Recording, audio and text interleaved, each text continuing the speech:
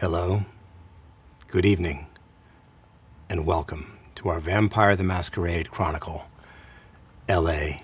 by Night. Tonight, we are sharing with you Live on the Moon. Let's begin, as we always do, by meeting our vampires. Hi, I'm Erika Ishii, and I play Annabelle, the Bruja. Hi, I'm Taliesin Jaffe, and I play Carver, also the Bruja. 2 Brujas for the price of 1. But we have more than Brujas with us tonight. Special guests, Marisha Ray and Brennan Mulligan will join us at dramatically appropriate moments, and not a second before.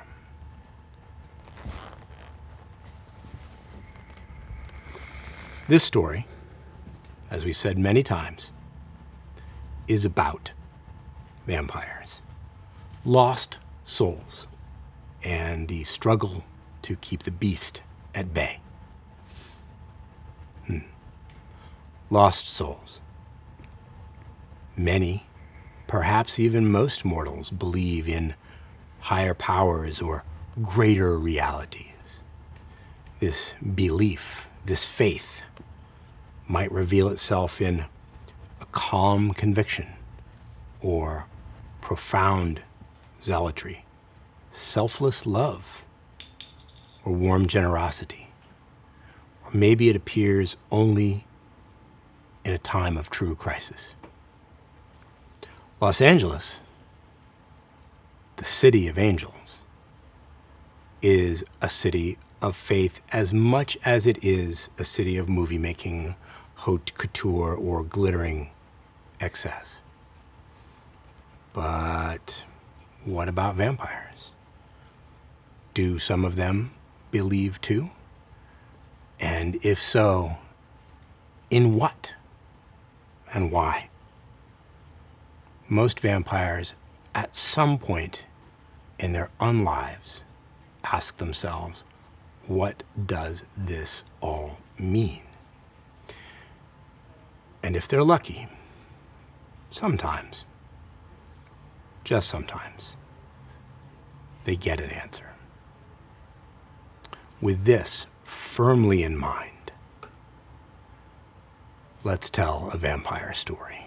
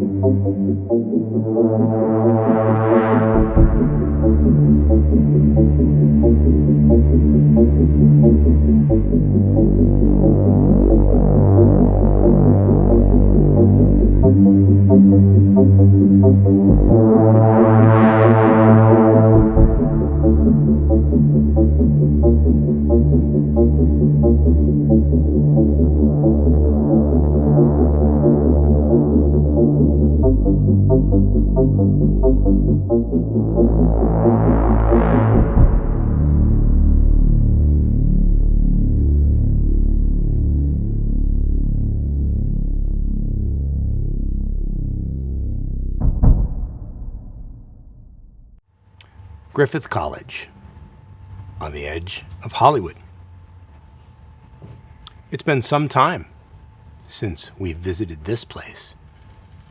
So let's refresh our memories as Annabelle and Carver make their way through the lanes that weave through the grass and between the palm trees that span the length of the school grounds. It's familiar, this architectural style, the unusual mix of old and new, aging buildings from the golden age of film studios being replaced slowly by newer construction. The campus takes up a whole city block just by itself, and it's crowded with a diversity of young people, even at night, even late at night. The mood here is energetic, hopeful, determined. There's a crowd of students gathering outside the Union building. Some kind of demonstration is just getting started. Homemade signs and placards bearing handwritten slogans in the familiar language of rebellion. Change or else. Divest now. Burn it all down.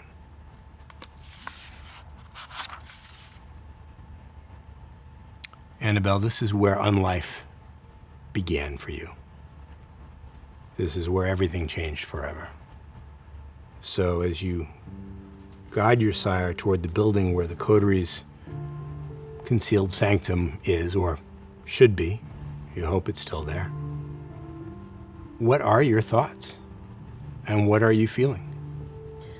We passed the courtyard where Sour Sugar used to play truly appalling mashups. And it's quiet and empty. We passed the cafe Chloe used to work. Hang out. We get to the conference room, and there's still a chair, should be a chair, that's still scratched up. It's still there. The door is still there. Your key code even still works. Whoever's looking after this place now hasn't seen fit to change it. The boardroom where the coterie used to meet, where they sat with you and introduced you to this new existence, is still there. Somebody's removed all the books and the papers and taken all the art off the wall and even removed Nellie's sculptures. But the big leather chairs are still there, including the one that looks like it was mauled by small animal talons. You can almost hear Ramona's amused chuckle in your head. It's a little dusty, a little the worse for wear, but familiar.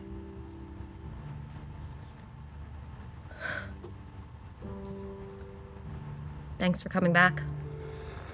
Well, you said you needed this, so I wasn't going to let you do this alone. Still think this is a shit idea. You think all my ideas are shit ideas? Well, they are. Some of them are. But I'm here. I'm going to do this. Hate this fucking town. There's no town that you really do like.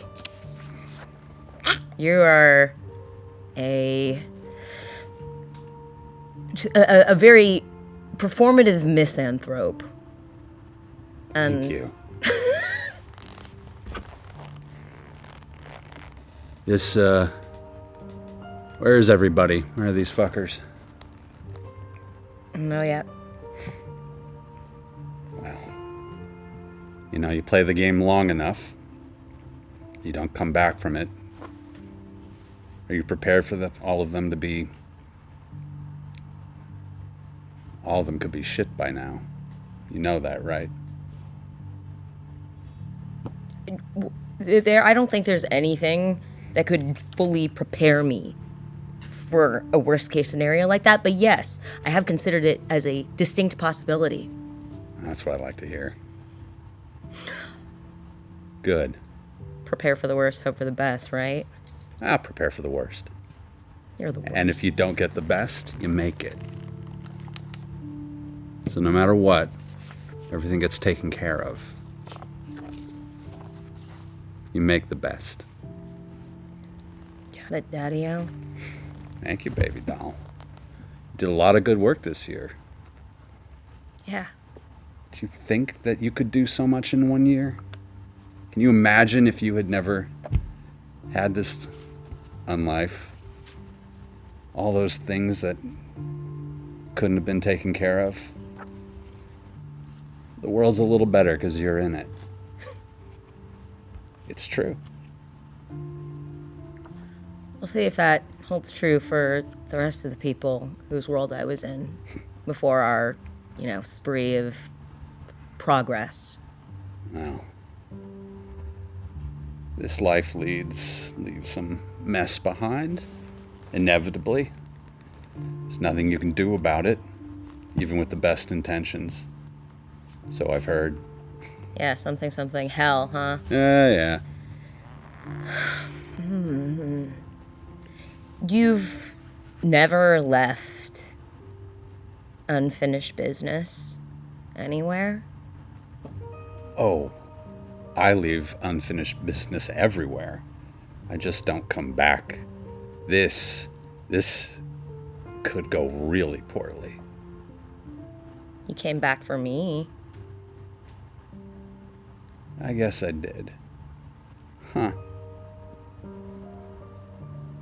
It could have been a bad decision. We'll see. For me, anyway.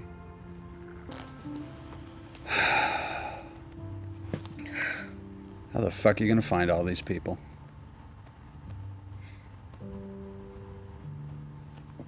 I have a feeling they'll come to me.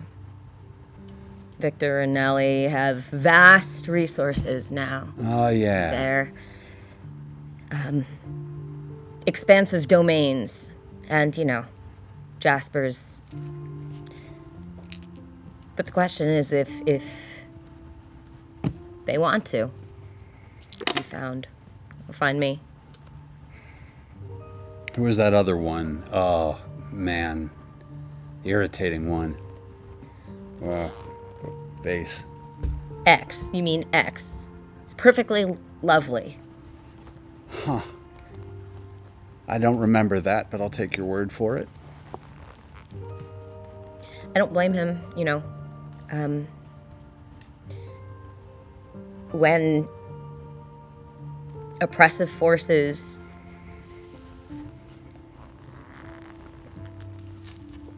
put the squeeze on an entire group of people, they turn on each other. And I still feel like it's not his fault. I think it hardly matters whose fault it is. When you've got a problem, you take care of it. Later, you get to decide why, or if it's a tragedy. If they're a problem, you deal with it. Well, isn't it convenient that you just leave your loose ends and never come back to them, and that way you can just kind of shoot from the hip first and ask later? I leave and take care of other messes. I'm sure someone's taking care of mine. It's the karmic wheel. We've taken care of a lot of messes. And that's the fucking job. And when you're ready, you'll be able to do it on your own. And you'll be able to talk to the people who are really trying to change the fucking world. But sympathy for why someone turned into a fucking monster, I don't ask it. I don't know why anyone else should. I don't deserve it. I don't think they do either. Who gives a fuck?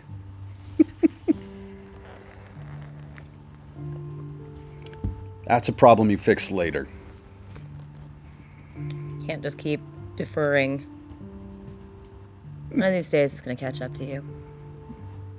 Not if you're cleaning up after me.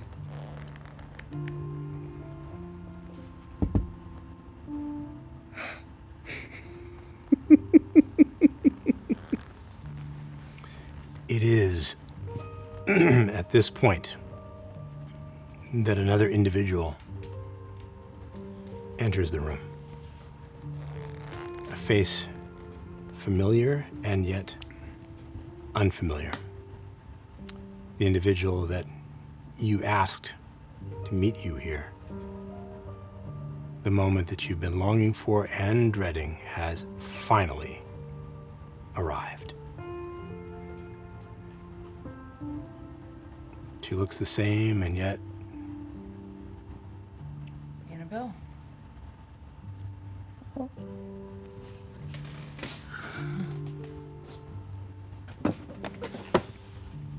Hey, thanks for coming.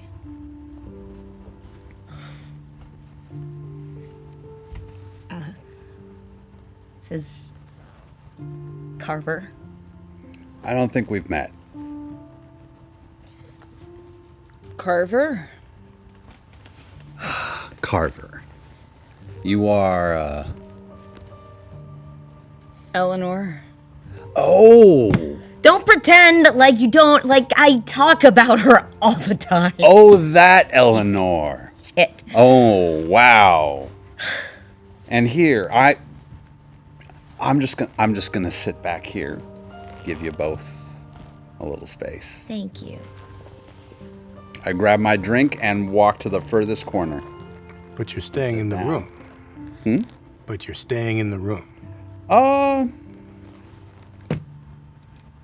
I'll leave the room. You want to leave the room? Just barely. I can hear anything. The hallway outside is as uninteresting as the room itself, but at least here there are windows that look out over the quad where you can see the small but earnest demonstration happening. I'm going to outside the listen student anyway union to what's building. happening in there. Understood. What's going on? I thought maybe we'd be alone.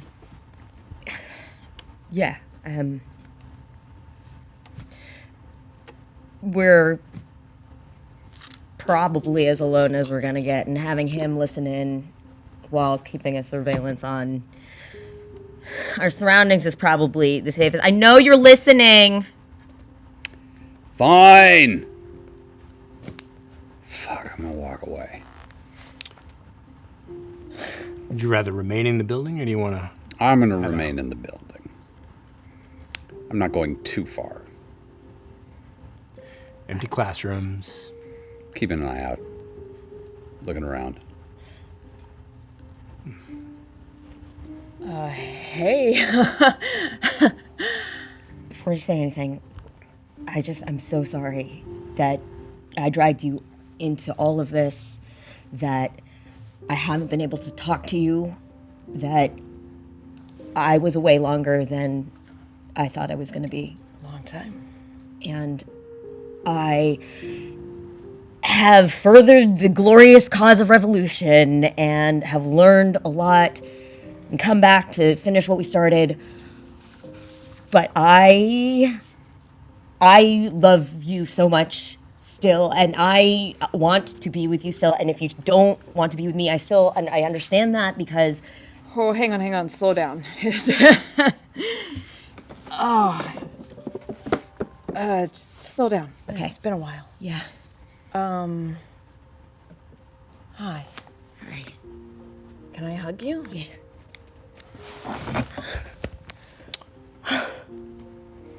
No. Hey. Oh my God, I missed you so much. I missed you. But also a little bit, what the fuck? Yeah, no, Yeah. absolutely. That's why I tried to get it all out there, get ahead of it. Okay, well, hang on. Just slow down. Revolution? Yeah. So, I don't know how much Ramona has explained to you or not. You know her. Yeah. But the Camarilla's stranglehold on the city is tightening, and all of the things that we fought for in life, accountability, corporations being taxed into the ground, all of it. I had no idea that there was this extra layer of vampire bullshit in all the underpinnings. And that all of the things that we did in life, protests, the sabotage, just scratched the surface. And now that I have learned to be a real anarch, I think I'm ready to come back and leverage all the resources in town and drive the Camarilla out. And I selfishly wanted to come back and see you and Mark. No clue where Mark is. Have you talked to him? Not since I left town. So, you're an anarchist now? Well, they call it the anarchs, but yeah, I think probably Who's they? whole vampire system is there's their own system of governance and power and hierarchy and it's like learning about a whole new set of I left the cave, and now I can't go back. I know there was the hope that we could just kind of live normal lives. I gave up on that a long time ago. Not you, but you can't go backwards, Annabelle. You can only go forwards. This was never an escape. Yeah. I think I thought it was. I think you convinced me it was. I'm so relieved. I thought that I was gonna have to explain to you that we can't go back. No. Okay, good. All right. So baseline, there is a lot to fight for and a lot of work to do, and the people that helped bring me into this world are scattered to the winds. But I'm trying to come back and, bring the band back together, because we are going to need a lot of resources and firepower. To fight the Camarillo. Yes. Is that why you called? Is that No. why I'm here? No, it's why I was gone. That's toppling the entrenched fascist hierarchy of a world is literally the only thing that would keep me away from you. And I thought that if maybe I went out into the world and tooled around the country with some asshole who could teach me everything I need to know, I could come back and I could protect you and Mark and do the work. I've reflected a lot back on that last conversation we had. Fuck, I was so naive. Yeah. I think we both were. Yeah, and But I wonder... I was far more naive than you were at the time. And what I'm curious about is if you knew that and you worked that to your advantage a bit. All I'm saying is that no, you're right. I was selfish.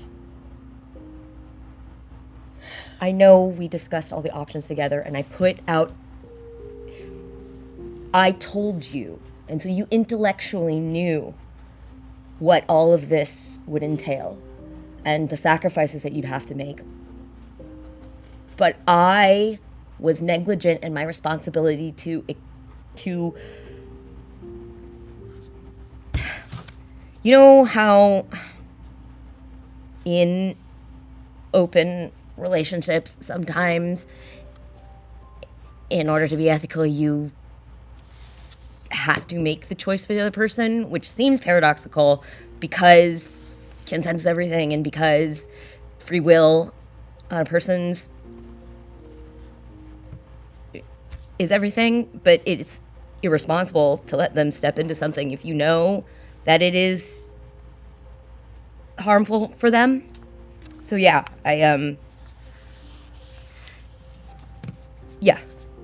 I was definitely selfish in that regard.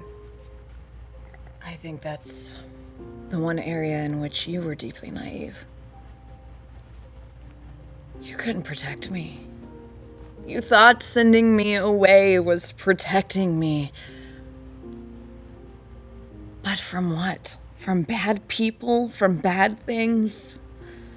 From fascism? You think by sending me away you're gonna protect me from fascism?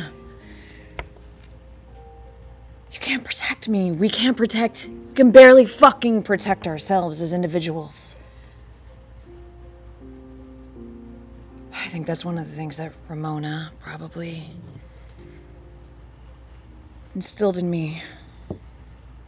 Taught me pretty well. A parent or a sire can only protect their child as long as their arms can reach. And you sent me far away from your reach. And I get it. I don't want you to think that I'm angry. I'm not angry.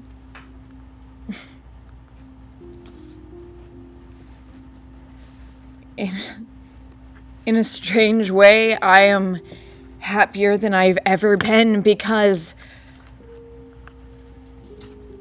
I've been on my own path, away from this bureaucratic bullshit from both fucking the government and the vampire government and all the governments in between. Yeah, we're pretty off the map. And you sent me on that path. You opened that door. It just happened to be the path leading away from you. Well, it doesn't have to be like that anymore. I mean, the first night that I met the Baron Abrams, who ruled Hollywood at the time, yeah, it's like they regressed into feudalism, but he had somebody I knew killed.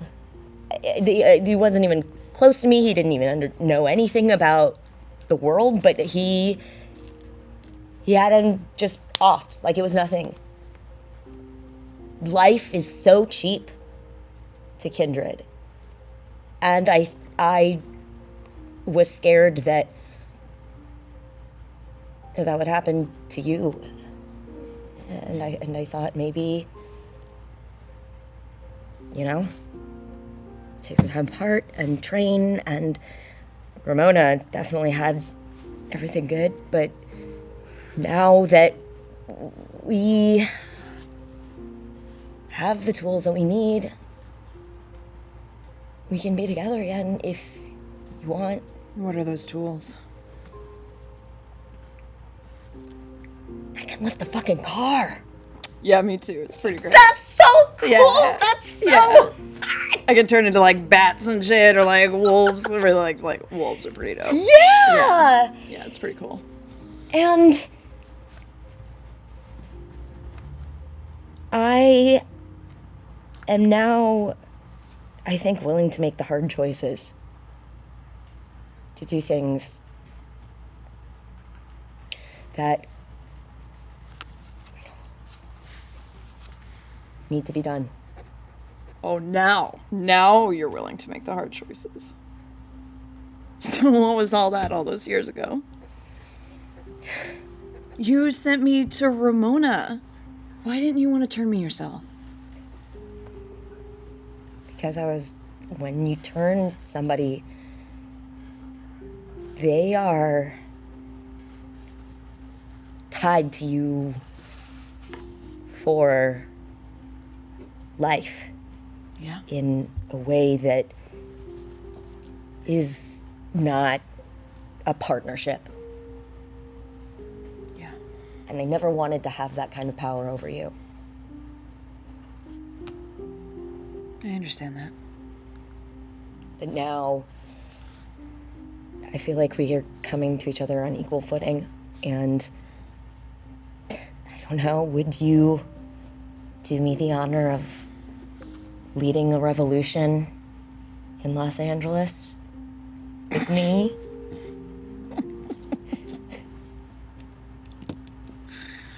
Oh, Annabelle. What the fuck? Leading a revolution. And, we'd get to decapitate a billionaire. That sounds pretty good. I guess I'm just confused on where this revolution begins and what sounds arguably like an egotistical, self-righteous power trip ends. I don't want to rule, to be honest with you.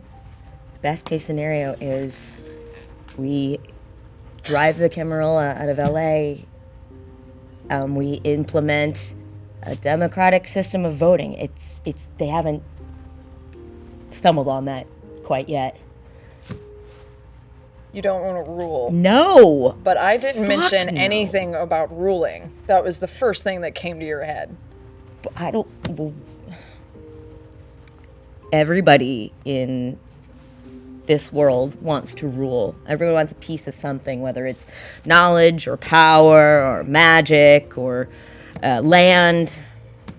I don't want any of that. I just want everybody to be able to wake up at sundown and not have to fear for their lives from some power struggle.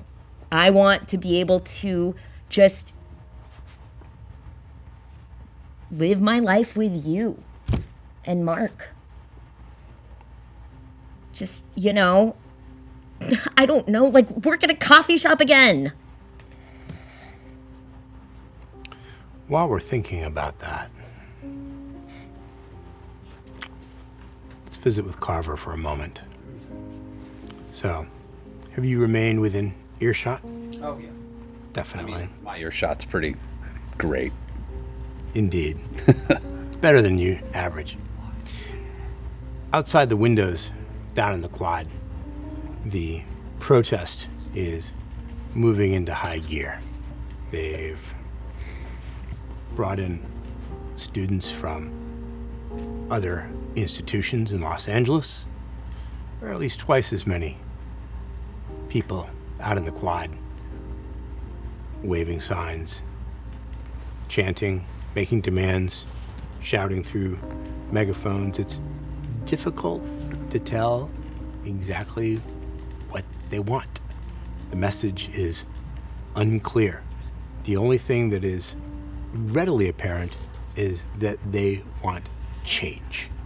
Whatever is happening now, whatever the status quo is, they don't want any more of it, and they want something different. Now, I'd like you to grab some dice, and I would like you to make a wits and awareness roll. Wits and awareness. Now let's find out how hungry you are first. You woke up at 1 hunger. Let's make a rouse check with a single hunger die and see if you are any hungrier than that. Just a single hunger die? Just a single hunger die. What do we get? I got a traditional success, no bonus. So you're not any hungrier. You are just at 1. So with your dice pool, substitute that 1 hunger die for a regular die. All right. To reflect the always present beast. Does my heightened senses through aspect also give me an extra? Yeah, add a die for every dot of aspects that you have. All right. Oh, wow. That's 1, 2, 3, 4 normal successes and 1 extra success, extra special success. Ooh, that's rather nice. I'm listening real hard. I'm watching. You're watching real hard. You, nothing in the crowd below, no detail escapes you. Including something that you'd rather not see. 2 things, actually, given the number of successes that you rolled. 1, there are some sort of enforcement agents milling in the crowd. The students probably don't even realize that they've been infiltrated, but they absolutely have been. Human or non-human? At this distance, even with heightened senses, it's impossible to say. You're not close enough to look for telltale signs like breathing or, a pulse or blinking. So you're not sure. They're dressed like students, but you know that behavior. You've seen it all too often. You know what they are. Some nice shoes, man. Yeah.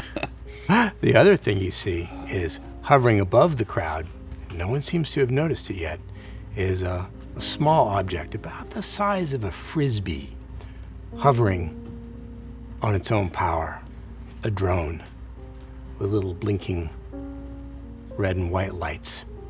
It's high enough above the demonstrators that they might not even notice it. They're being surveilled. We got in here before the protest happened. They were just gathering when you arrived. Okay. Just gathering. Something to be aware of Fuck me. as we return to the boardroom. I know we can't go back, but we can move forward together, all of us, to make a better world. Not just for vampires, but for everybody.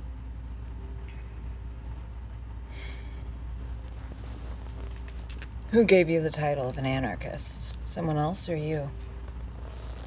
It's the Anarchs and the Camarilla. The Camarilla are the entrenched power. They require blood tax. They have totalitarian rulership. The Anarchs are the free state. And yeah, at the end of the day, it's still every kindred for themselves. And we still prey off of the living. I mean, no offense, but you're not an anarchist. No. You're as entrenched and ensnared like the heaviest of ball and chains around your ankle to the system as I think you've ever been.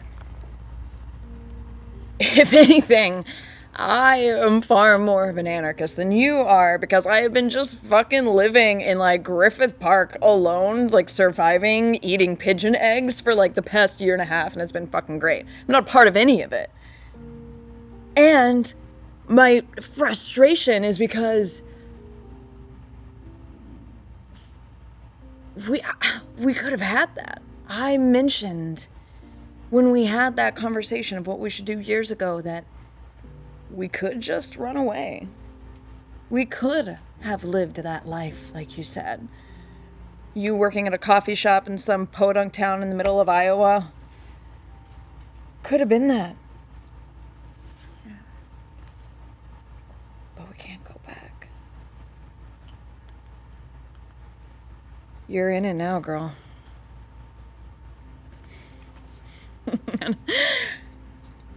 And I've been very happy not being in it. I'll come for you eventually. I'll just keep moving. No, that's not how it works. The beast inside all of us, it always wants more. And these kindred, they don't stop until they have it all. Technically, Griffith Park is somebody's domain. Which fucking sucks. But if we don't take that system down, eventually the Camarilla are going to get it, and then they're going to say that you were poaching on their land, like, some vassal in the Middle Ages. And what happens when we take out the Camarilla?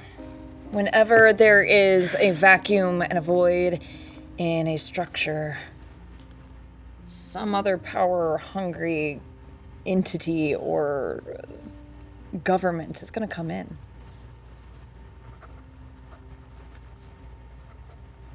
Pure freedom doesn't work. So what? You're just gonna live off of pigeon eggs, running through the wilds until the jackbooted foot of oppression squeezes the necks of all of us? Can we hear the protesters outside? You can.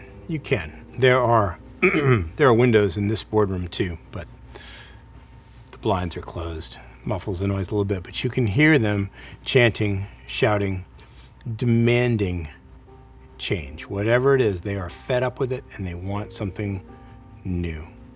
I just go over, open the blinds, and peek outside. What is it? Protest of some kind.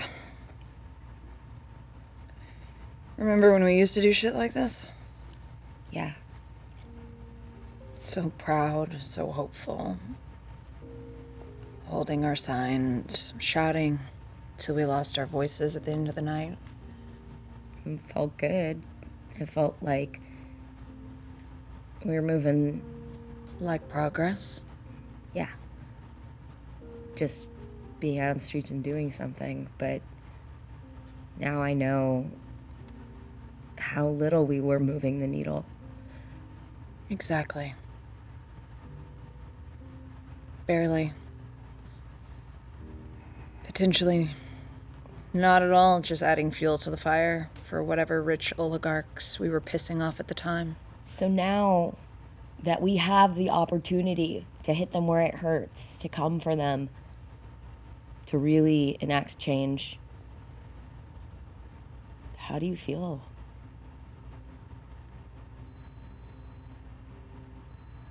I guess with all of this power and unbridled potential we all hold, deep down inside, I don't feel like there's a lot of difference between us and them. Carver, speaking of them, the demonstrators haven't noticed something else yet either. Black, unmarked vehicles, vans really, starting to pull up at the edge of the crowd. And you don't need heightened senses or any other power to hear the next thing that you hear, which is the sound of keys opening a door on the floor below you and footsteps echoing through the halls. Fuck, it was just getting good. I'm gonna walk over and knock on the door. I'm just walking. What? Well, a lot of things. Shit's about to get weird out there. There's also somebody in the building. Who's in the building? I don't know. I came in here to warn you. The gentleman who appears at your door a few moments later is evidently the person in the building. Who the fuck are you? Adrian, hi. Nice to meet you. Did you invite a whole fucking party? No. Didn't invite anybody else. So sorry to interrupt what seems like a very tense personal conversation. It's a pleasure to meet you. Annabelle? Who's asking? Adrian. Does that guy have a heartbeat? It's a very, very good question. You're watching him. Are you looking at him with any particular power, or are you just observing him in the way that, as a vampire, you have come to see mortals in the world around you? Just checking for breath, warmth. Without any other means of help? Yeah, he's breathing. He's blinking. He seems to be alive. I'm going to use heightened senses. So, reaching out beyond the veil of the mundane to scope him out from top to bottom with a practiced eye. Unless he's a vampire who is extraordinarily good at employing his vitae to mimic life, he's a breather. No question about it. And if he is mimicking life, he is the best at it you have ever seen in all your decades. We're going to very quietly walk behind and shut the door. Lock it just in case. Or just shut it. Just shut it, but not locked. No, Very well. just trying to make sure that there's somebody at every angle. Adrian, Hi. I understand there's almost no way to begin this interaction without a fair amount of hostility.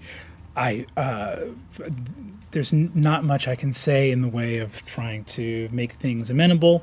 I am actually here to have a conversation, and it is my full desire and conviction that all of the four of us are going to walk out of this room in a matter of minutes feeling really good about the conversation that we have right now, which I hope is amenable to everybody here. I am a breather. I am a mortal man. So that's. I am so fucking entertained right now. Yes. No, I understand that I am amongst those who are in between a state of life and death, and that I am a humble sinner and a member of the living human species. I reach up, grab him, throw him against the wall So, by the neck. this is what happens. Your intention is to reach out, grab him by the neck, throw him against the wall. Yeah, just hold. What is your intention? Do you want to let him do it, or do you I'm going want to press to? my crucifix into his forehead. You want to produce your crucifix and repel him. Yes. I'm going to rule that this happens before Annabelle and Eleanor can react. So let's resolve this action, and then we'll go to I'm into it. general rounds. Okay. So simultaneously, Adrian, I need you to roll 7 dice. Okay. That's 7 dice. And I roll. You are going to roll. Let's call it strength and brawl. Are you? Strength you are and brawl. Also, potency. Are you not? Are you not potent in some way? I am. I have lethal body. I actually have 2 points in potency. Yeah, 2 points. Okay. So do I add 2 more dice to that? Let's see. You add your. It's an unarmed attack, right? You're not using. A weapon. I'm literally just trying to pin him. I'm not trying to hurt him. Add 2 dice to your pool. Yeah. But don't forget your hunger die. Oh, yeah, that's right. So that's 3, 4, 5, 6. Now these rolls are simultaneous, but they are not necessarily directly related. Okay. These 2 actions can both occur. what the fuck?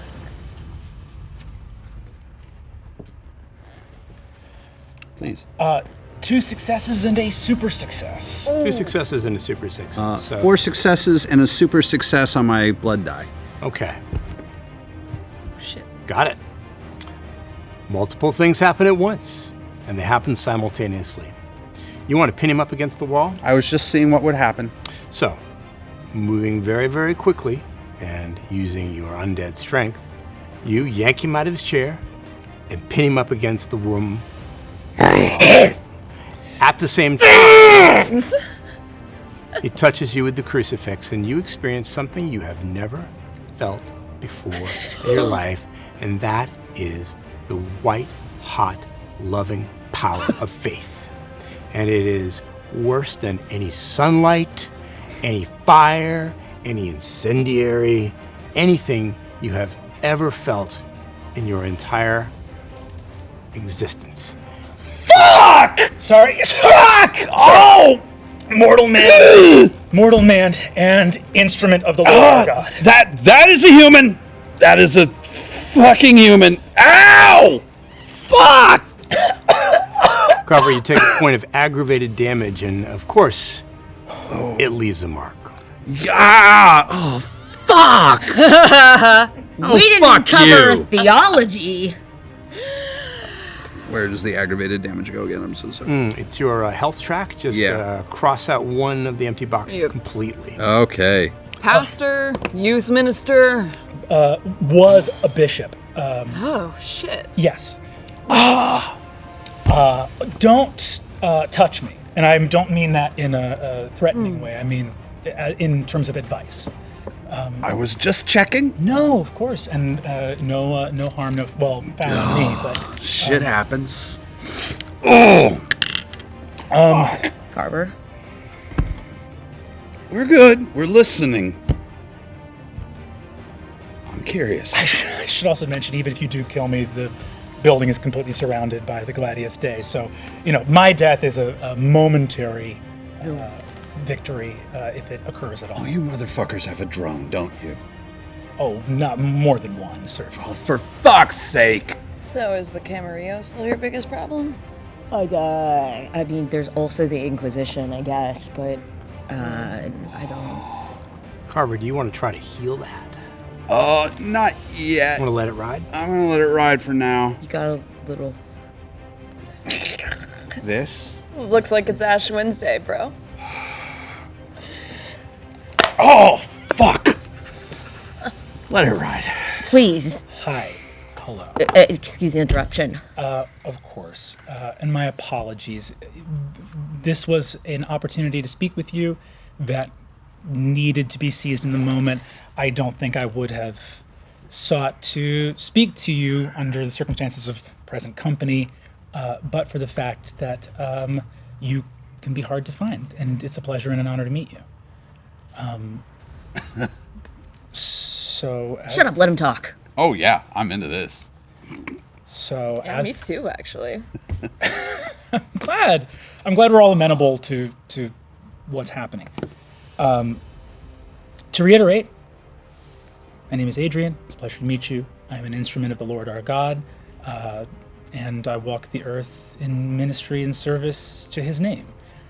And I've come to talk about two things, and I come with open hands and in full humility. And an enforcing guard around the building, but Well, let us not speak of such things. It feels fair. given the reception that I received, I don't think I'm. One walks in the love of Christ, but not as a fool. And it's wise to enter into these interactions with a certain degree of equanimity. I kind of like him. Well, I'm glad, because I have to say,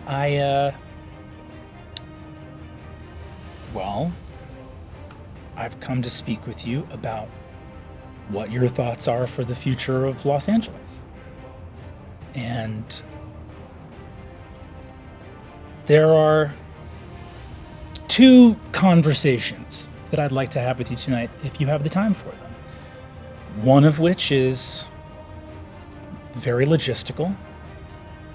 The other of which is more personal, and specifically about you, potentially your friend Eleanor, and... You know my name. Yes, absolutely. When one has to protect the world of human beings from the things in the night, you don't walk into situations like this without knowing what you're doing. I kind of like him too. A bunch of pals, and that's lovely. Yeah, it's all sing kumbaya. I've done that. That used to be my job. So, those are two conversations that I would love to have with you. And in full transparency again, because I know that this is not the best way to begin a very frank and honest discussion, I would love to know which of those topics appeals to you first. If you would like to talk about the logistics of what is set to happen in very short order within the bounds of Los Angeles, or as you so eloquently put it a moment ago, speaking to your sire, that you didn't really cover theology. And there are very few things that I like to speak with in terms of utmost certainty. However, I will say that theology is a very pressing concern of mine and something I would be happy to speak on with some degree of expertise. I start sniffing. Is this room bugged? Those senses of yours honed out. Do I smell a LA holy night. microphone somewhere in here? Interesting idea. Yeah. Let's grab some dice. Okay. Yeah. Yeah. Let's grab, let me double check here. Let's grab Let's grab 6 black dice. We already know that you're at 1 hunger, so let's make it 5 black dice and 1 red. Okay. 1 hunger. Not so hungry. I mean, you could eat if you had to, but Yeah. it's not Go for a bothering snack, you yet. but I'm not too bad. What do we got? Oh, terrible. 1 success. 1 average success, and the rest are failures. The rest are failures. The 1 success was on a black die. Not so much. Your senses do not detect any reliquary microphones or artifact Okay. drones or anything of the like. While we're What all they- taking this, I'm going to look out the window and see where the protest, if the fun's begun. So, did you sit down when he did the thing, or did you remain standing? I leaned on a chair, on a desk. I am not sat. Okay. I'm not sitting down with this person. So moving to the window and opening the blind and looking out, the protesters have converged in one large mass in front of the student union. They're really packed in there, and you can see those individuals you noted before, the enforcement persons, have been joined by what looks like ordinary campus security, and you can see the sidewalk below you and the drive in front of this building. There are 2 of those black vans that you saw pull up. The protesters. The people emerging from them are not campus security, nor are they police, nor are they plainclothes detectives. You know body armor when you see it, and they have it. Are they just hanging around the outside of the building, or are they going in? Only a handful of them have emerged from the vans, but they are taking up a position to keep the vans between themselves and the demonstrators, but their attention is on the building that you're in. Well, that's fair. No, stop, don't. One of them looks like he is wearing, in addition to his tactical gear, sidearm, and automatic weapon, a sword. Just gonna close the blinds and go back to paying attention to whatever the fuck is going on. Give me the good word, Father. I have wonderful news. You're all saved. Not a chuckle. I'm a mortal man. We can have a conversation. I don't pose any threat to you if you don't try to harm me. This is simply a talk. I guess I'll start by talking to you about your vision for the revolution and your vision for Los Angeles. It seems to be a point of focus in your mind. You have a vestmented interest in, Nice. thank you, the future of Los Angeles and the kindred. I don't have a vested interest in any aspect of the living world. I have a vested interest in the souls of the living. And Annabelle, I want to confirm to you that you are very much included in that. I understand that some elements of your state of undeath may seem confusing and apocryphal, and amongst Cainites, the attitudes towards undeath and your current state differ. We are aware of you, and to have existed in your state for several years now, we're not aware of any life that you've ever taken.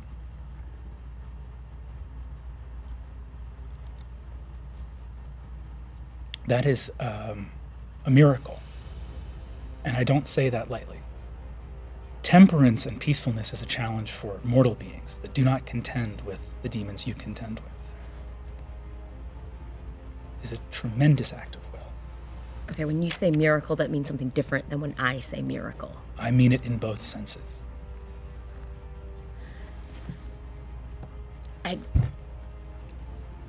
I gotta say, though,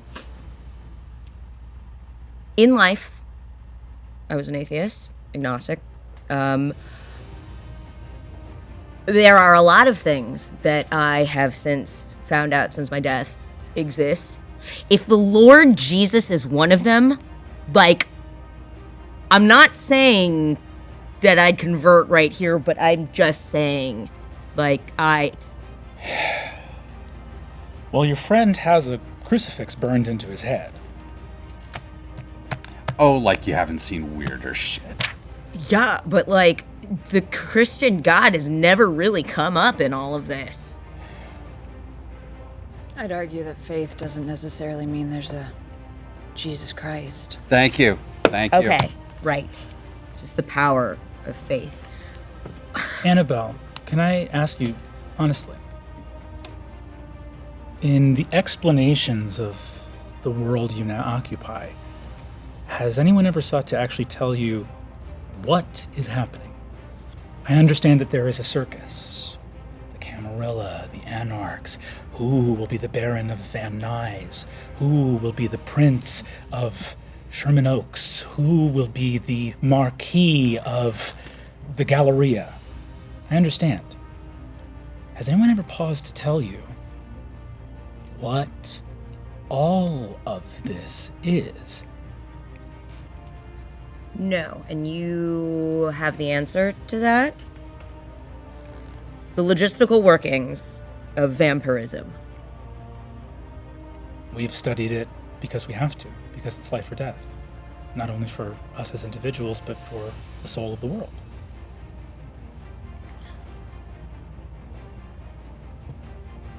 I don't really believe in a soul. Okay, maybe our nomenclature is different for these different aspects of mortality and kindred life, unlife.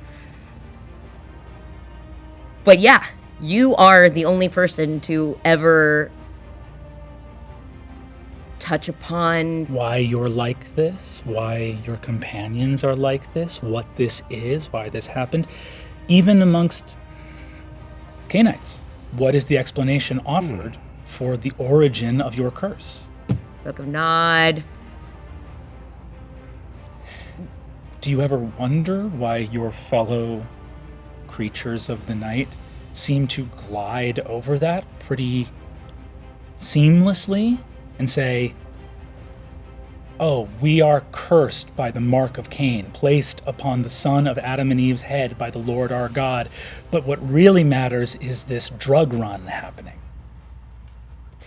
We are creatures of material plane, Father.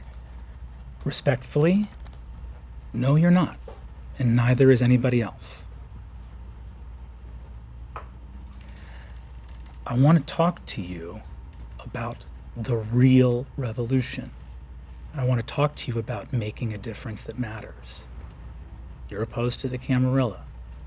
I think you can imagine that we also would like to see them gone.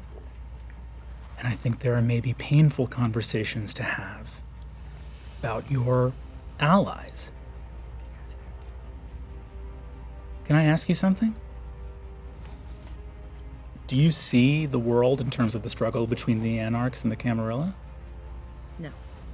Why not? Because no matter who it is and no matter what names they have, there's always just a power struggle.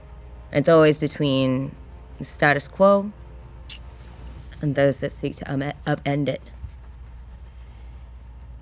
It occurred to me that there's a little bit of folly in opposing Prince Vannevar so that the Baron Victor can thrive. It all seems kind of feudal to me. Am I wrong?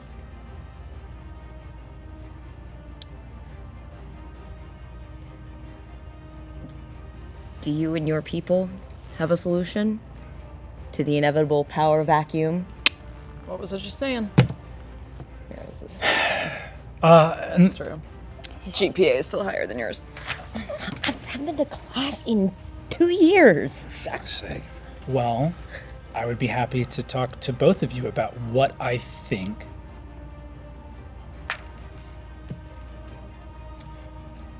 I'm very, it's a very emotional thing for me to be here, not only because I'm speaking to creatures of superhuman ability and power, but because there are miracles, and most people never live to see one.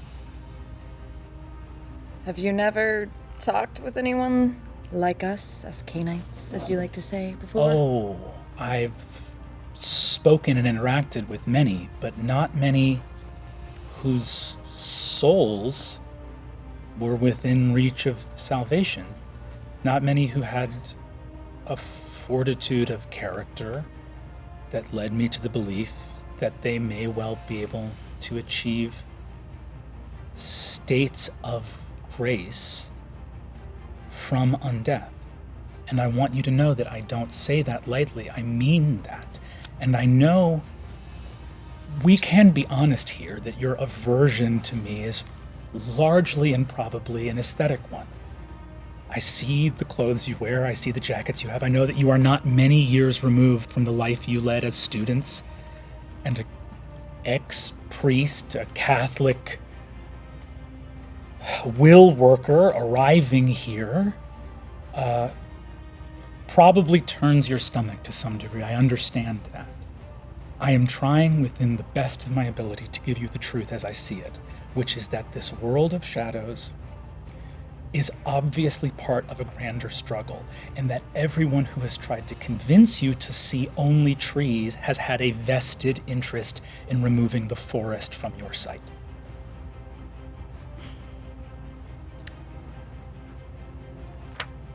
Couple of points. First, and probably most important to me, it's not my friend, it's my girlfriend. Congratulations. Okay, I got that taken care of. Second, I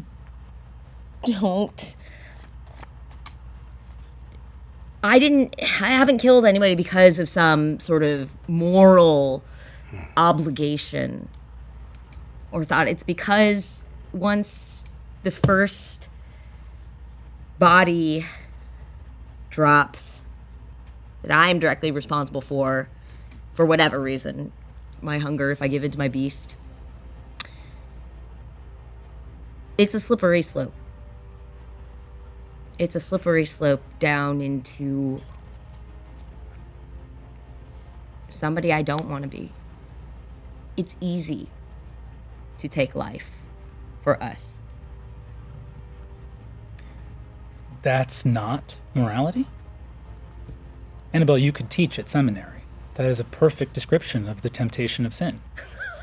I don't mean to belabor the point, but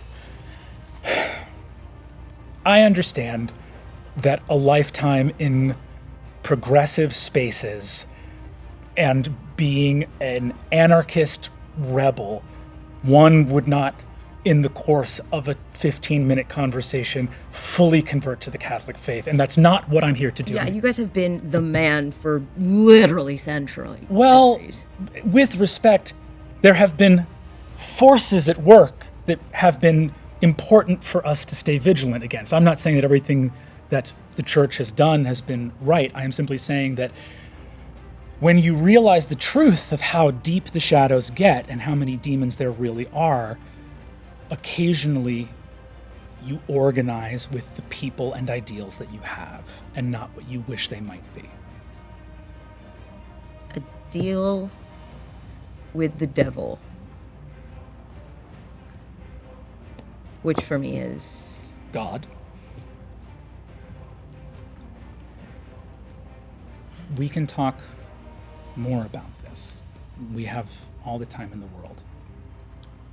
In case you vanish from this place and I never get a chance to speak to you again, I want to tell you what I know about your condition.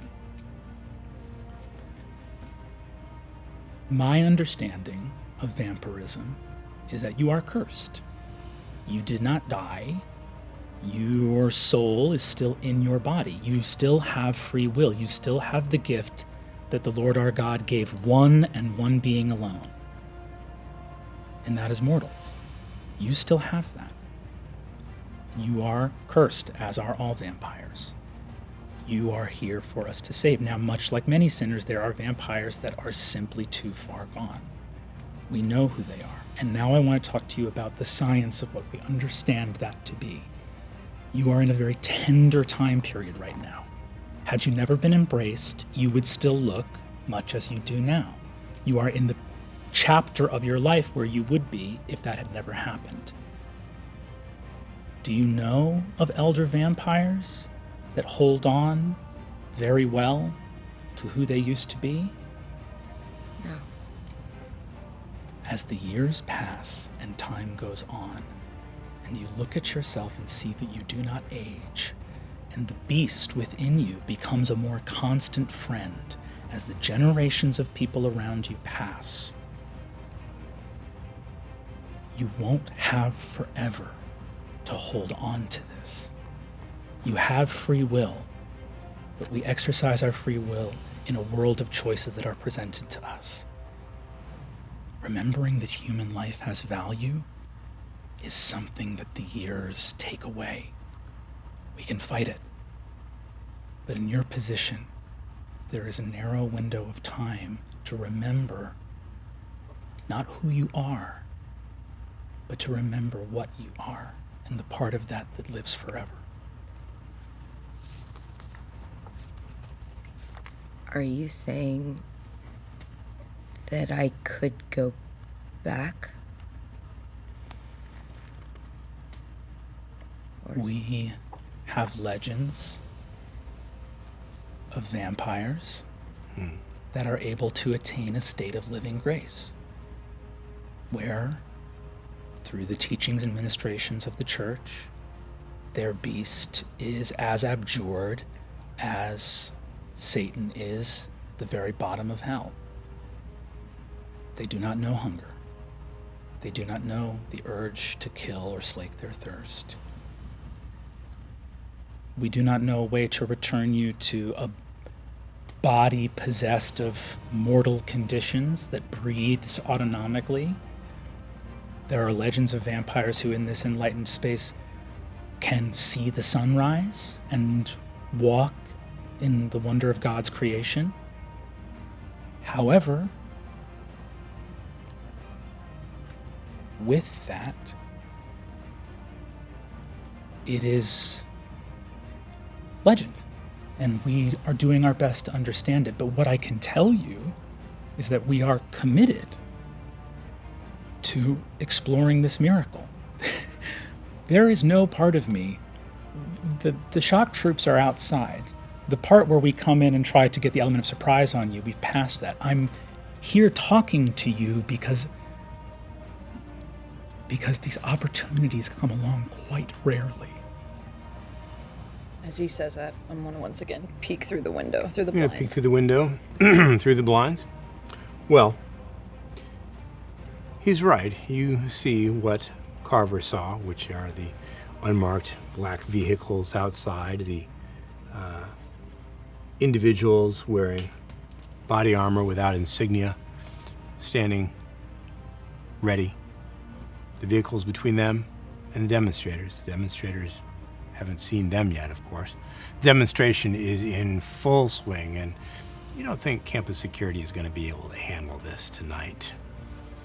From where you are, 2 stories up, if you went out this window, you're not gonna suffer serious injury, even less if you're not in vampire form.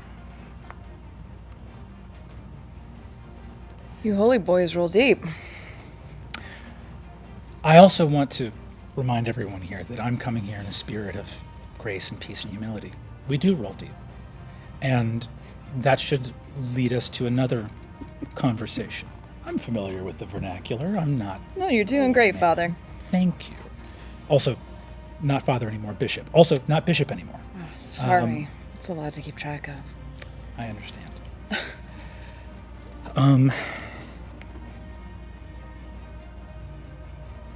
I've given you a lot to think about. And the offer that is extended is not one of immediate fealty and obedience. It is an offer for a continued conversation. But also because of the degree to which we have extended ourselves and revealed our hand here, what I would ask, if you are interested in learning more about what we know and what we think we are capable of, You have is a pamphlet or something? I was really hoping.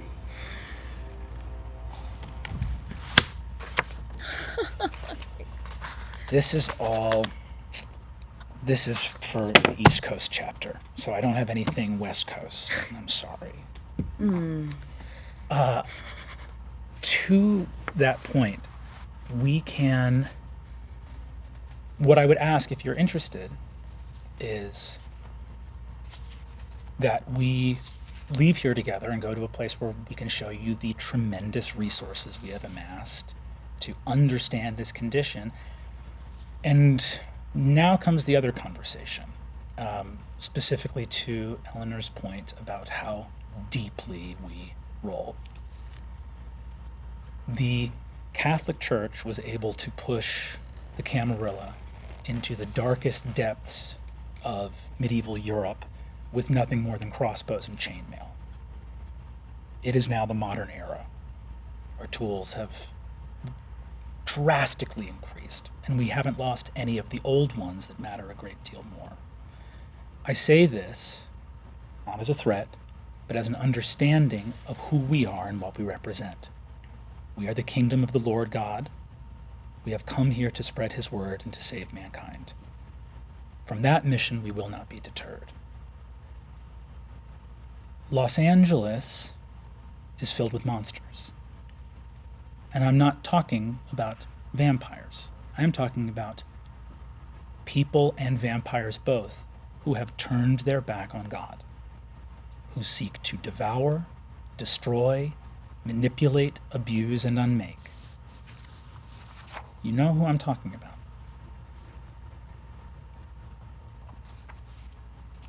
What I want is a conversation with you about what a better Los Angeles looks like.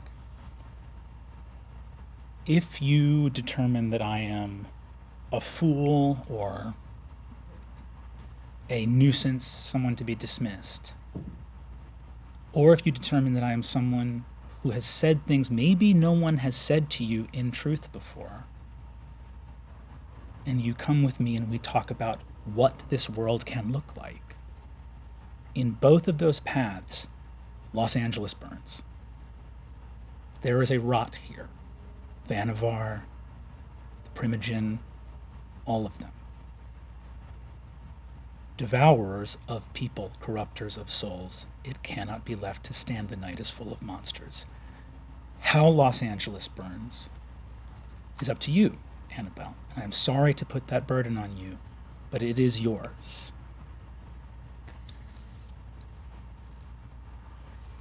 I would be the fool to dismiss you as somebody who is of no consequence.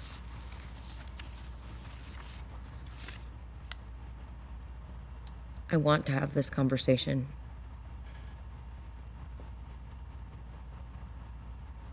I don't believe that you would do this completely without some show of faith on my part. Both in the metaphorical sense and the literal sense. Annabelle, I promise I've converted many people. I promise I'm not planning. I don't expect you to convert tonight.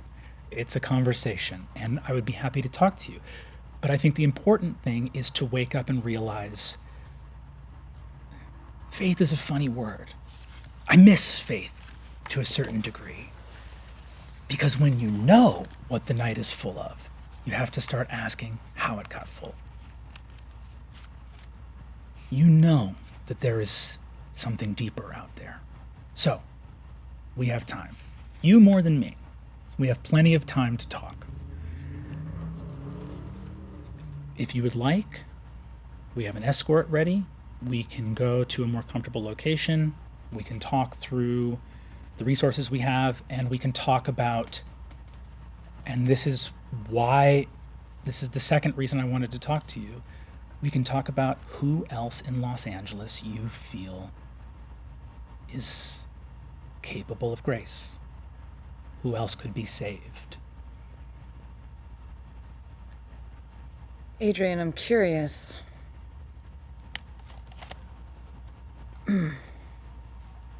You want to have a conversation? Mm-hmm. And you're curious about Annabelle's plans, her revolution. Mm-hmm. Almost like she's a leader, or like you view her as a potential ruler. A leader and a ruler aren't the same thing. Christ was a leader of men. He was not their ruler. What path do you see for her, then?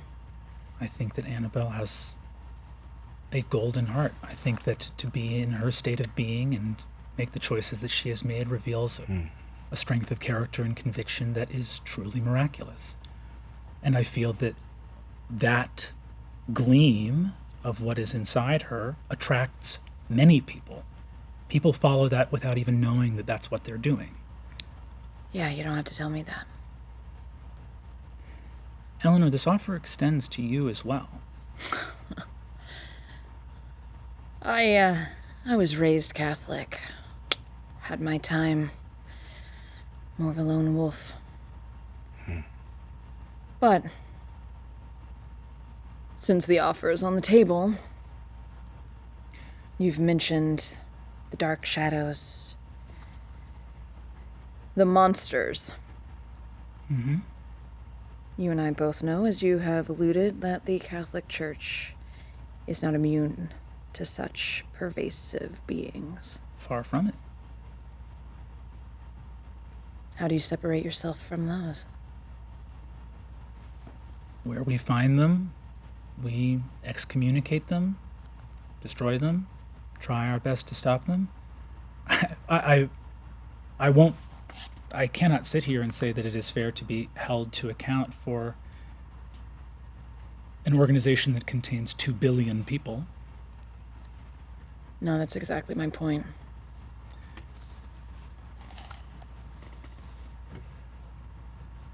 $1 billion?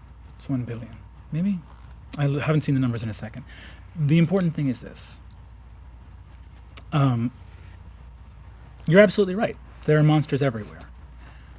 I think we can acknowledge that within the scope of not being paralyzed by overanalysis, some of the worst monsters in the world, not simply for the fact that they feed on the blood of living people, but also for what they do to the world politically, the powers they wield. Many of the world's worst monsters do in fact have fangs. It is not a waste of time or resources to pursue those enemies. Yeah. Many have robes and a puppet. I can't undo whatever harms you suffered in your childhood, but I can offer you comfort and grace now. Annabelle. Incoming text message. Mark. At Nines. Soldiers hitting us. I love you. What was that? It's Mark. What's wrong? Mark. Nines, this place is getting hit. Now. You want to go handle that? You can handle it just as well by coming with us.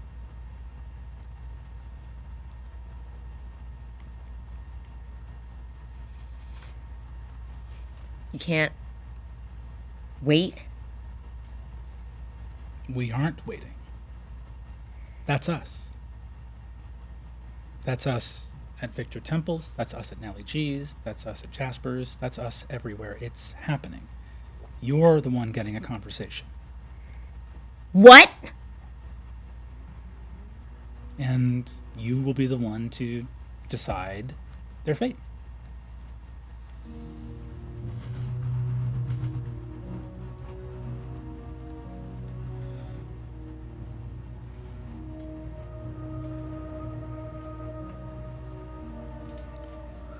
Man, I came into town on a good night. It's up to you. You, as I've said, we are here to rid the world of evil. We are here to protect the innocent. You know, And it's just like the Catholic Church to decide who that is and act on it with impunity. are we... Call them off. Call them off and I will go with you. We can discuss the future of Los Angeles and the state of my soul. All right, that sounds fair to me. Let's go. You're fucking kidding. What are you gonna do? What? You gonna stand up, you and your nose ring against the Catholic Church? Call them up. Let us have some time to talk. Alone. The terms of the deal have been struck, and you can make the choice you want to make. Come with us, and we call it off. Leave, and the cards fall, perhaps as they were always going to. But I will be heartbroken to see the better path was not chosen. Am I gonna make it out alive of this fucking building? If you come along. I'm up for a road trip, as long as I get shotgun. Get car sick in the backseat. Keith often calls shotgun, but Keith? What the fuck? Well, fuck he's Keith. one of ours. He gets it, frankly, too much. Okay, well then, at least this middle row behind the driver's side Understood. feels less wobbly. Do you know what she's eaten in the past 24 hours? She gets front seat, okay?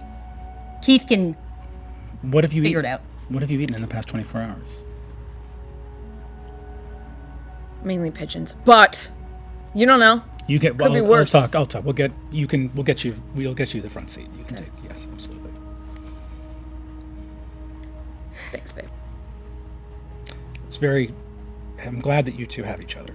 It's a very lonely time, and I suspect that what we understand about the condition is that connection helps.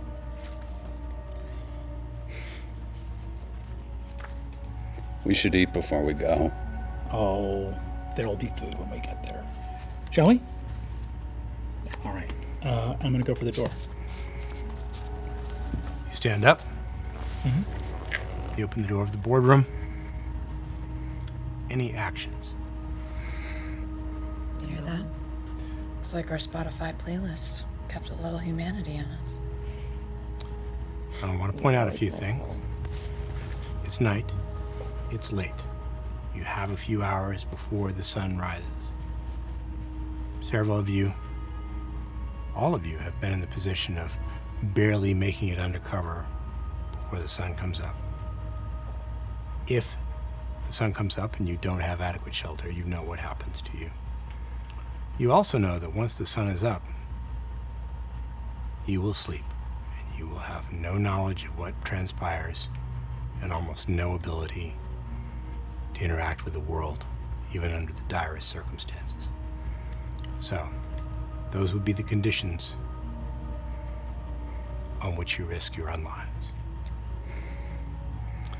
Adrian, how are you keeping in contact with your Gladius DA on the ground? I will let the Gladius know to. My point is it a transmitter in the ear? Is it a cell phone? How are you talking to I'll them? do a transmitter in the ear. Just a surveillance. And just say, we would like an escort for our honored guests. There's a moment of pause, and then you recognize, excuse me,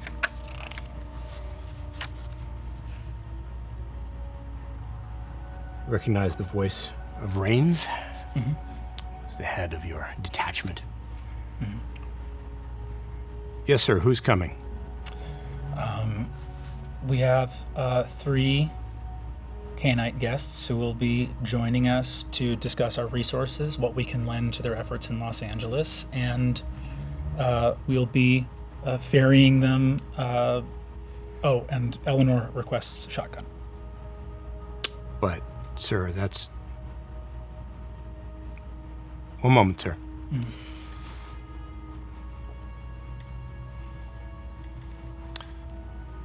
Sir.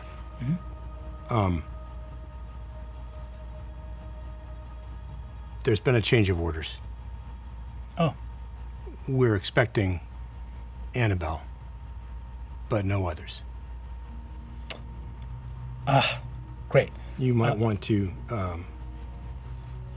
contact the Senecal Sister Dorothy when you get a chance.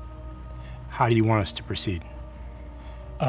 We will proceed with the plan as I've stated it, and I will make contact with the Senecal. Sir. Yes, sir. Could I hear any of that? I don't see why you couldn't. Okay. Wouldn't require heightened senses. One.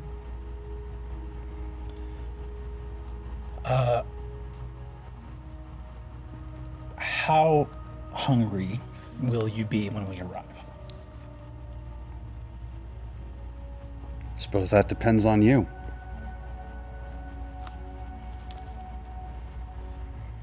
Understood. I will bring us to the cars. So, you stand to leave the room? Are you going with him? Can you wait outside the door for 1 second?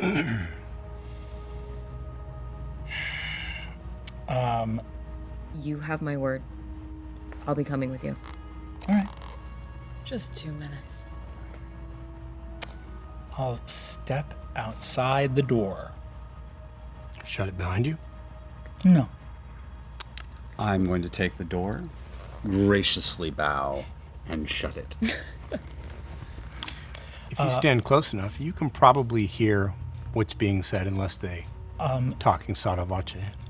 I'm just going to hit a little thing on my wrist to let the Gladius know to come meet me in this hall right now. Are you really doing this? Yeah, I don't have any choice. They're hitting all the kindred. Do you think we're going to survive any of this shit?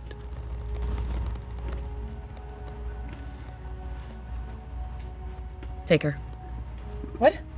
What do you mean? You guys have got to get out of here. No, I'm coming with you. Don't do this to me again.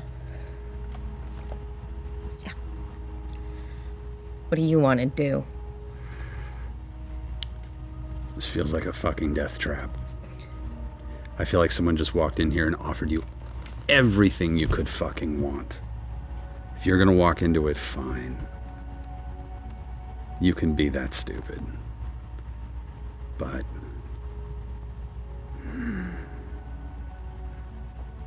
if it works, great. If it doesn't, where do you want me to take her? You know what? No. You do what you want. I leave this up to you.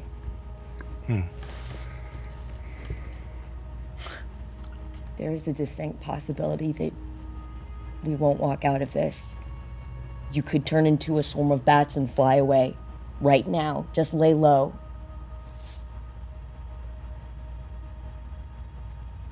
Annabelle, it's still true that I love you and I need you, but I'm not yours. Not anymore. You're not going to send me away again. I'm coming with you. And that is a choice that I'm allowed to make.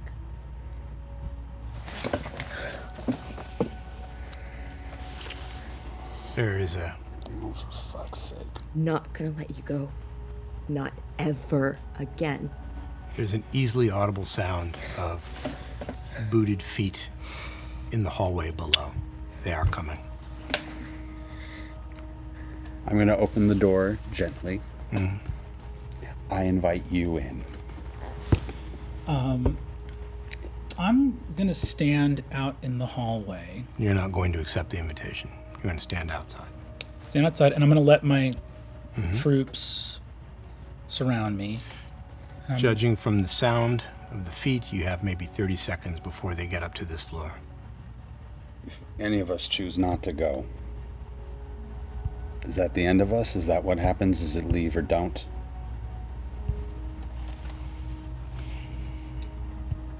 How would you play it in my position? If I were in your position, I would take us back, let us go, and then kill the two of us. Blame the Camarilla. It will be much harder to blame the Camarilla if you are within Annabelle's sight at all times. Fuck! Oops, I'm good at this. The troops, with their battle gear, have reached this floor, and you can see them at the other end of the hallway, approaching. There are 4 of them.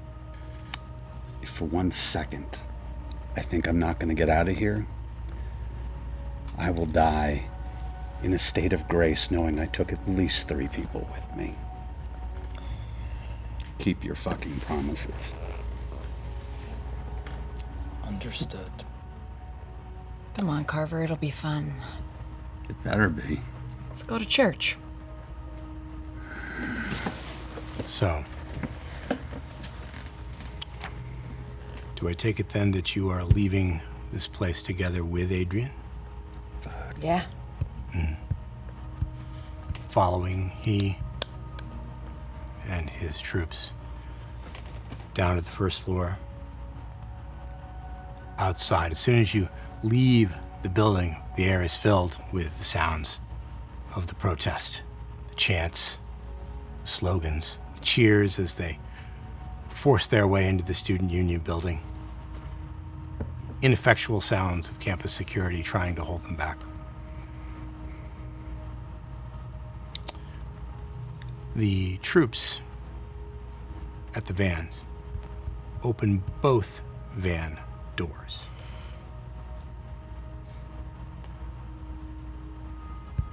Your, shall we call him your Lieutenant Rains? Nods. And he gestures at Carver and Eleanor and indicates one van. But he indicates the other for Annabelle. Absolutely not.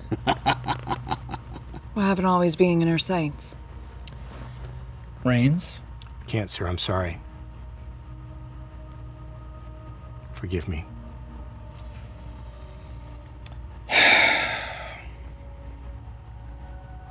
We're like out by the vans right now?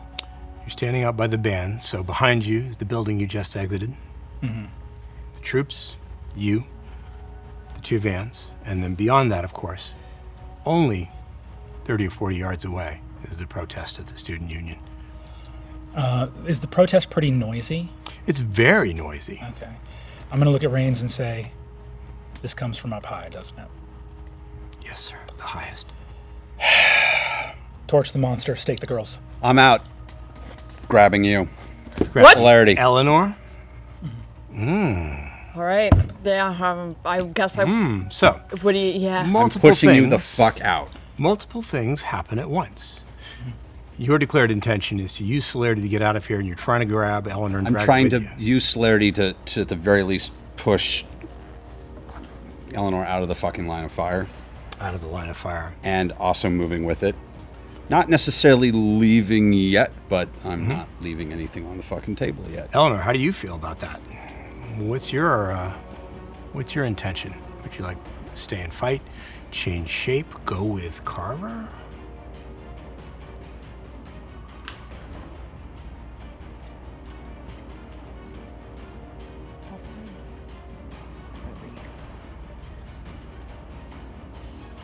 I shoulder check a protester, grab their sign.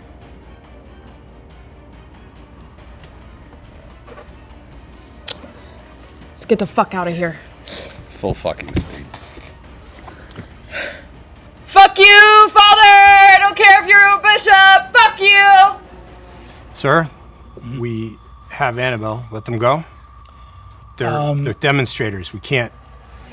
So Eleanor and Carver have vanished. They're gone. So, this is what's happening. He is accelerating at inhuman speeds. Okay. Eleanor has checked a conveniently passing demonstrator, grabbed the sign, and you can stop them. Both rushing straight into the crowd. They are well within fire. Full speed. Huh? They are well within fire range and I- can definitely attack. Blink to behind Adrian. One moment she's in front of you, the next moment she's behind you. Okay. I would like to do something. What is your intention? So I gave the orders to the troops to stake the girls, torch the monster. So far, they haven't been fast enough to comply, and they appear to be worried about the demonstration. Copy that. If Annabelle's behind me, that means that there's soldiers all around, correct? Yes. I would like to...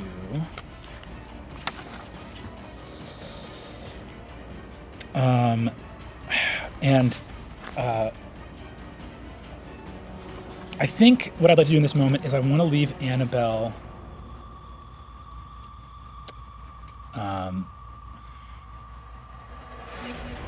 Annabelle's behind me. Carver's sprinting away.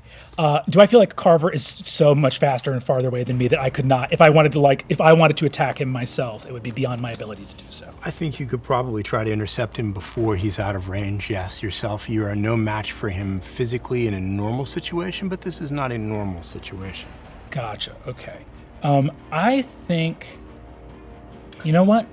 Annabelle's going to stay my priority. I would like to stake Annabelle.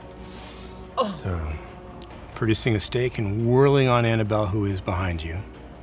Do either of us see this shit going down? You're focused on Eleanor and getting away. So you can, of course, look behind you. It's difficult to see what's going on as the soldiers converge We gotta split. Where should we on meet? Annabelle.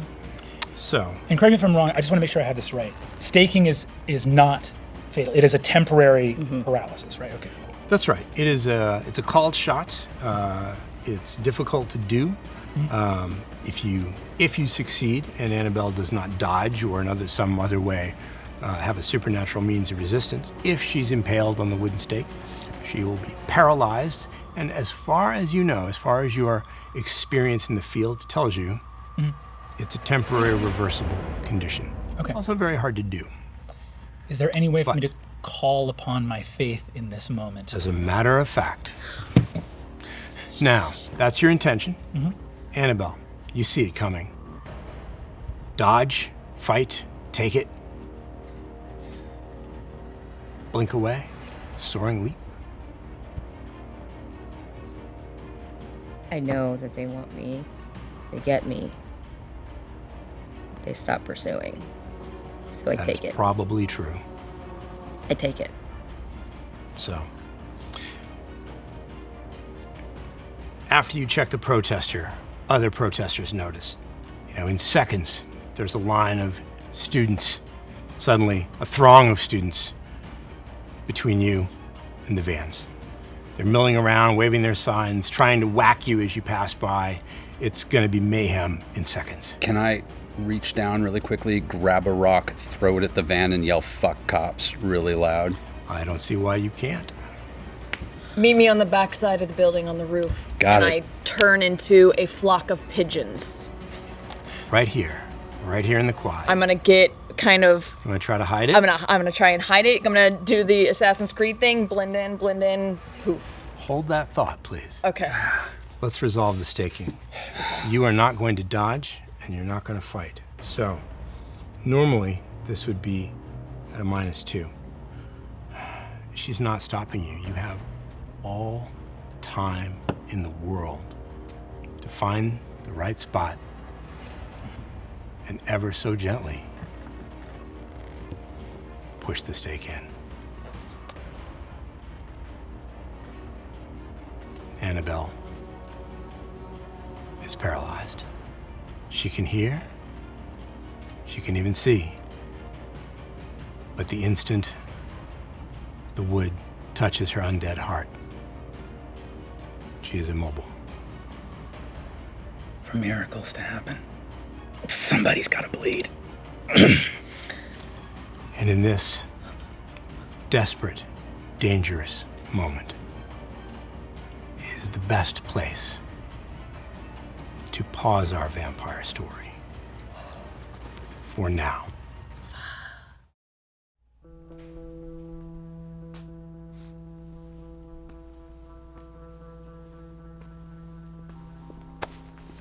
Oh, Jesus.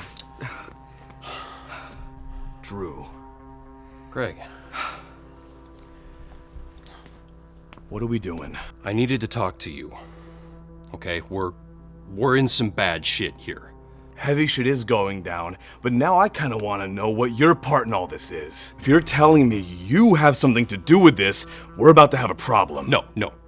I tried to get your name cleared, okay? I talked to Adrian, I tried to get him to pull his guys out, and he wouldn't listen. He insisted on burning this thing down. Slow down. Okay. Who is Adrian? What are we dealing with right now? Adrian is a psychopath, all right? He is some religious nut job that they brought in from the Vatican. You remember those heavy hitters we were talking about? They sent him here on some kind of nut job holy war. He wants to burn the whole thing to the ground. You, the blanks, everybody. He wants to wipe the slate clean, get on a plane, and go back to the Vatican. But you're standing in a sewer right now, and you're talking to me. So I have to imagine things are not going so hot for you up there. He fired me, okay? I'm out. Ah, I see. They're gonna burn you. So, things heat up a little bit for you.